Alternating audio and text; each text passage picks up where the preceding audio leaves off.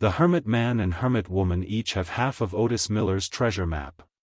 Many people believe the man to be the gang member on the cigarette card and the woman to be Otis Miller's wife. Yep. How old are you, anyway? Well, let's just say I was born sometime between the fall of '49 and the fall of Rome. And my second wife always used to describe me as ageless, though she did leave me for a younger man. Uncle says his second wife left him for a younger man. The man on the cigarette card definitely looks younger than Otis Miller, and we aren't sure what relationship the two hermits have or how they connect to Otis. Comparing these images, Uncle and Otis are similar or the same height. Uncle and Otis share many similarities in their faces. I used AI to show what Uncle would look like in his 20s.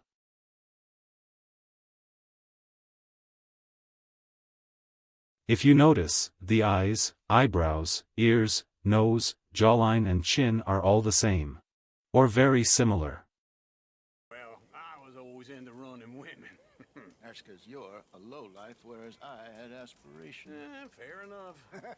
Running women, in 19th century slang implies women who were socially or sexually active, often with the undertone of impropriety or promiscuity. Suggesting that Uncle used to be a pimp. Which could explain the erotic images in Otis Miller's treasure chest. My real uncle, Uncle Jeb, my mother's brother's cousin, he was kind of funny. One of those men you didn't want to be left alone. Jesse James, who Otis Miller is based on, had an uncle called Drury James, who hosted Jesse and Frank James at his La Panza ranch during 1868 and 1869 to avoid authorities. Uncle says he used to work on a ranch, which could have been his uncle's, and his uncle being one of those men you didn't want to be left alone with, probably being the reason Uncle didn't stay at his ranch. Otis Miller has been mentioned to have been in the area multiple times in Blackwater and New Hanover, with his treasure suggesting he's also been to New Austin. Yeah, Valentine. Very embodiment of civilization. You ladies are gonna love it. All right. Here we are, just like I said. The cultural center of civilization. Man at his finest. Some place called Scarlet Meadows. Yeah, I know it. Yeah, it's right out near New Hanover. Right, it's real quiet out there. Sounds good. Uncle seems to have been to Valentine and Scarlet Meadows before. Which means Uncle and Otis have both been to New Hanover. But Otis is only known to have been to one place in New Hanover, which is Register Rock. Which happens to be on the path between Valentine and Scarlet Meadows. The first robbery of a train in 1866 was an Ohio and Mississippi train. Otis Miller's train robbery was probably based on this being the same year and being the Lanaheechee train. Scarlet Meadows and Bluewater Marsh are rooted in Louisiana's geography and culture. They incorporate features from neighboring states like Mississippi, Alabama, and Georgia.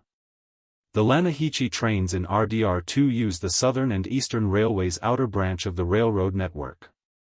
This route follows the Flatiron Lake to Rhodes and then on to St. Denis.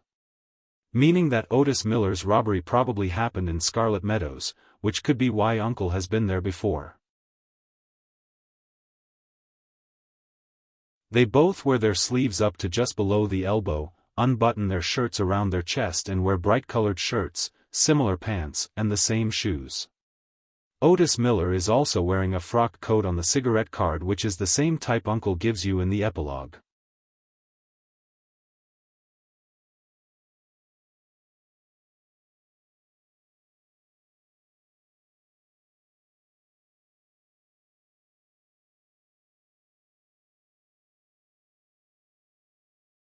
If you read the secret message on the back of the treasure map, he says that he has hidden his revolver and pictures until he can prove his innocence for crimes he didn't do, which I take to mean that he was a criminal but has been exaggerated by the books, making up stories about him that people believe to be true, increasing the number of people trying to kill or capture him.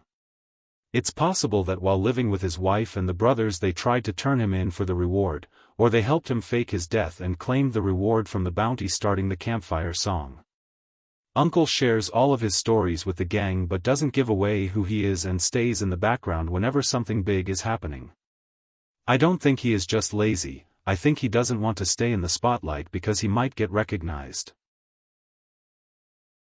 But that cowardly killer that shot Mr. Miller has laid old Otis in his grave.